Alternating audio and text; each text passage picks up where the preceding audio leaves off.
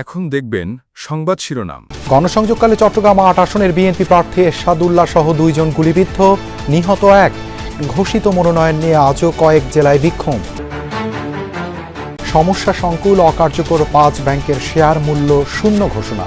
প্রশাসক দিয়ে চলবে কার্যক্রম, চাকরি থাকছে কর্মীদের, টাকা ফেরত পাবে গ্রাহক। জুলাই সনদ ও গণভোট কেন্দ্রিক দূরত্ব ঘোচাতে ৯ দলের উদ্যোগ। রূপরেখা অনুযায়ী যথাসময়ে সুষ্ঠু নির্বাচনের প্রস্তুতি নিচ্ছে সেনাবাহিনী। দায়িত্ব ছেড়ে বিএনপি থেকে নির্বাচনের ঘোষণা অ্যাটর্নি জেনারেলের। শরিকদের ৪০ আসনে ছাড় দিতে পারে দলটি। সমঝোতা হলেও ছোট দলগুলোর দুশ্চিন্তা, বিদ্রোহী প্রার্থী। নির্বাচনের মৌলিক বিষয় চূড়ান্ত হলেই জোটের ব্যাপারে সিদ্ধান্ত নেবে জামায়াত। খালেদা জিয়া সহ শীর্ষ নেতাদের আসনে প্রার্থী দেবে না এনসিপি। ইতিহাস গড়ে নিউ ইয়র্কের মেয়র মামদানি দায়িত্ব নেবেন জানুয়ারিতে। বিজয়ী ভাষণে বললেন, পতন ঘটেছে রাজনৈতিক রাজবংশের। আসসালামু আলাইকুম। এতক্ষণ দেখছিলেন সংবাদ শিরোনাম, এখন দেখবেন বিস্তারিত। নির্বাচনী জনসংযোগের সময় দুর্বৃত্তদের গুলিতে আহত হয়েছেন চট্টগ্রাম ৮ আসনের বিএনপি প্রার্থী এরশাদুল্লাহ সহ ২ জন। নিহত হয়েছেন পাশে থাকা সরোয়ার বাবলা নামে একজন, যিনি পুলিশের তালিকাভুক্ত শীর্ষ সন্ত্রাসী। গুলিবিদ্ধ মহানগর বিএনপির আহ্বায়ক এরশাদুল্লাহ হাসপাতালে ভর্তি, তার অবস্থা শঙ্কামুক্ত। ঘটনার নিন্দা জানিয়ে বিবৃতি দিয়েছেন বিএনপি মহাসচিব। অন্যদিকে নির্বাচনে এ ঘটনার প্রভাব পড়বে না বলেছেন সিএমপি কমিশনার। মাগরিবের নামাজ শেষে চালিতাতলী খন্দকারপাড়ায় গণসংযোগ করছিলেন চট্টগ্রাম ৮ আসনে বিএনপির প্রার্থী এরশাদুল্লাহ। সে সময় এভাবেই দুর্বৃত্তের মুহুমুহু গুলিতে কেঁপে উঠে চারপাশ। গুলিবিদ্ধ হন এরশাদুল্লাহ এবং তার পাশে থাকা সরোয়ার বাবলা ও শান্ত নামে আরো ২ জন। বাবলাকে রাস্তায় লুটিয়ে পড়ে থাকতে দেখা যায়। উদ্ধার করে ৩ জনকে এভার কেয়ার হাসপাতালে নেওয়ার পর সরোয়ার বাবলাকে মৃত ঘোষণা করেন চিকিৎসক। থেকে ইমন, রায়হান, রাউজানের রায়হান, ইমন, আমি দূরে ছিলাম, ওই জন্য আমাকে মারতে পারে না।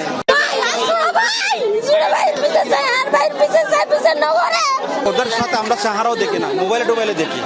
তাহলে কিছু গ্রেপ্তার আছে, কিছু বাইরে আছে। বাইরে যারা আছে তারা তো এই ঘটনাটা ঘটাচ্ছে। ওদেরকে না ধরলে আমি কার নাম বলবো? গুলিবিদ্ধ এরশাদুল্লাহর অবস্থা শঙ্কামুক্ত বলে জানিয়েছেন চিকিৎসক। ঘটনার পর শত শত বিএনপি নেতাকর্মী হাসপাতাল চত্বরে ভিড় করেন। ঘটনার প্রত্যক্ষদর্শীদের দাবি, দুর্বৃত্তরা সরোয়ার বাবলাকে লক্ষ্য করে প্রায় ৮ রাউন্ড গুলি করলে পাশে থাকা এরশাদুল্লাহ ও শান্ত গুলিবিদ্ধ হন। বাবলা পুলিশের তালিকাভুক্ত সন্ত্রাসী। আরেক টপ টেরর সাজ্জাতের সাথে তার বিরোধ দীর্ঘদিনের। পূর্ব মসজিদে নামাজ পড়ছে, নামাজ পড়ে যখন ওনারা মানুষ জনসংখ্যা করতেছে, মানুষ আসতেছে, ওই মুহূর্তে ফায়ার করতেছে। যারা ফায়ার করতেছে পুলিশ আছে, র্যাব আছে, ওরা তদন্ত করে বলতে পারবে যে এরা কারা ঘটনাগুলো ঘটাইছে। কেউ বুঝে উঠতে পারে নাই। অর্থাৎ এরশাদ ভাই মসজিদ থেকে নামাজ পড়ে বের হয়েছে, দোকানদারদের সাথে হাত মিলেছে, তখন দেখতেছে এলোপাতারে গুলি করতেছে। তবে নির্বাচনে এ ঘটনার প্রভাব পড়বে না বলে জানান সিএমপি কমিশনার। সমস্যা সংকুল ৫টি ব্যাংককে অকার্যকর ঘোষণা করেছে বাংলাদেশ ব্যাংক। ভেঙে দেওয়া হয়েছে পরিচালনা পর্ষদ।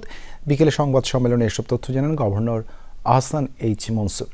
ব্যাংকগুলোর ব্যবস্থাপনা পরিচালক ও চেয়ারম্যানদের সাথেও বৈঠক করেন তিনি। জানানো হয়, আমানতকারীদের পূর্ণাঙ্গ সুরক্ষা নিশ্চিত করা হবে, তবে মালিকানা হারাবেন শেয়ার হোল্ডাররা। চাকরিতে বহাল থাকবেন কর্মকর্তা কর্মচারীরা। সোশ্যাল ইসলামী ব্যাংক, ফার্স্ট সিকিউরিটি ইসলামী bank, Exim bank, union bank এবং গ্লোবাল ইসলামী ব্যাংক, 5টি দুর্বল ব্যাংকের চেয়ারম্যান ও ব্যবস্থাপনা পরিচালকদের নিয়ে বৈঠক করেন গভর্নর। আগেই দেয়া হয়েছিল একীভূত করার ঘোষণা। বুধবার জানিয়ে দেওয়া হয় প্রশাসক নিয়োগের চূড়ান্ত সিদ্ধান্ত। বৈঠক শেষে পর্ষদের চেয়ারম্যানরা জানান, বিলুপ্ত করা হয়েছে ব্যাংকগুলোর পরিচালনা পর্ষদ। নিশ্চিত করা হয়েছে আমানতকারীদের সর্বোচ্চ সুরক্ষার বিষয়টি। আর ব্যাংকগুলোর যারা শেয়ার হোল্ডার তারা হারাবেন মালিকানা। গভর্নর সাহেব হলো বোর্ড ভেঙে দিয়েছেন, আজকে থেকে বোর্ড শেষ। এটা শেয়ার হোল্ডারদের কারো শেয়ার, স্পন্সর, ডাইরেক্টর এবং পাবলিক শেয়ার হোল্ডার কারোই কোনো শেয়ার থাকবে না, শেয়ার উইল বি জিরো। রাষ্ট্রের প্রয়োজনে, জাতীয় প্রয়োজনে, দেশের অর্থনীতির প্রয়োজনে এই 5টি ব্যাংকের 5টি বোর্ড দায়িত্ব পালন করেছে, তারা তাদের সাধ্যমতো কাজ করেছে। জুলাই সনদ বাস্তবায়ন প্রক্রিয়া ও গণভোট নিয়ে তৈরি হওয়া অচলাবস্থা কাটাতে একাট্টা হয়েছে জাতীয় নাগরিক পার্টি, এনসিপি সহ 9টি দল।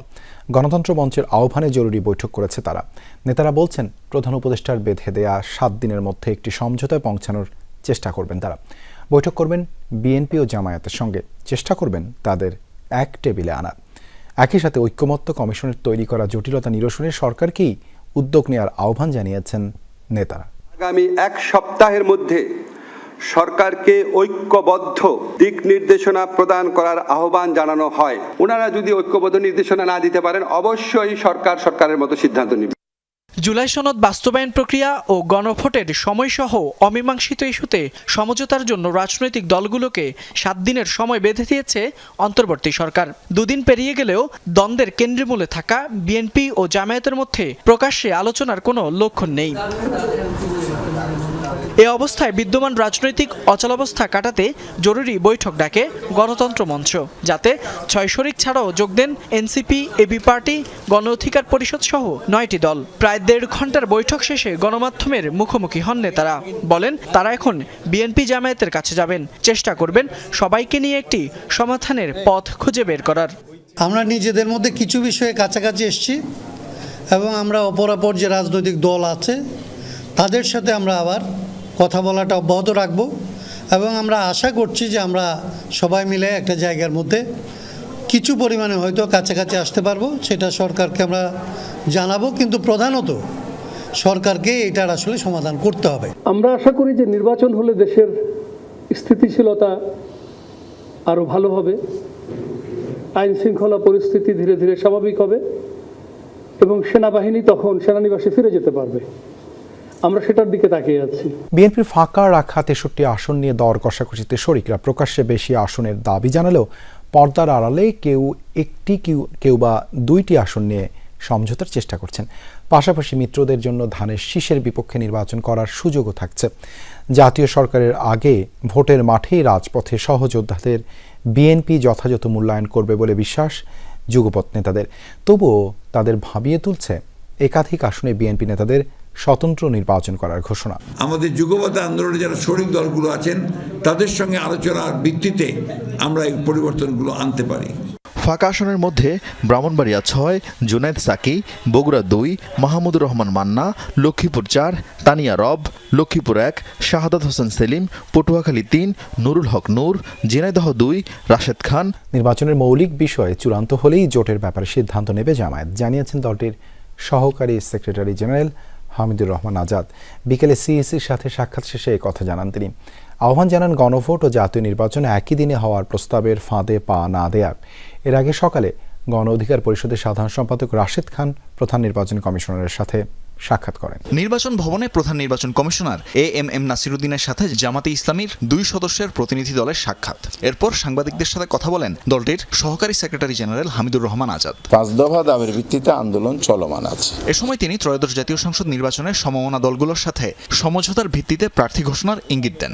জোট হবে কিনা এটা আমরা স্পষ্ট করেছি, এটা কোনো জোট নয়, এটা হলো যুগপৎ আন্দোলনের মতো একটা প্ল্যাটফর্ম। ইলেকশনের তফসিল ঘোষণা বা কাছাকাছি সময়ে আরও আসলে মেসিউট হবে।